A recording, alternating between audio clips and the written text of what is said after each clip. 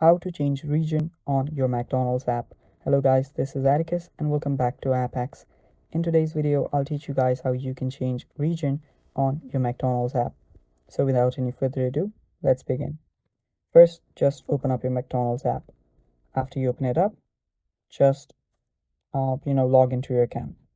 After you do so, you will get a lot of options on the bottom here like home, order, rewards, earn points, and more.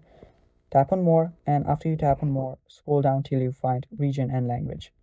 Tap on region and language, and from here you will be able to choose your country. Just select the region that you want, and that is basically how you do it. And that is the first way to do it. The second way is you can just change your region as whole from your settings. Now go to general. After you go to general, scroll down till you see language and region, and select a different region from here. Now that is the second way to change region for your McDonald's app. And that is all for this video, guys. Thanks for watching. I hope you guys found this video helpful. If you did, leave a like down below and stay tuned for more upcoming tutorials.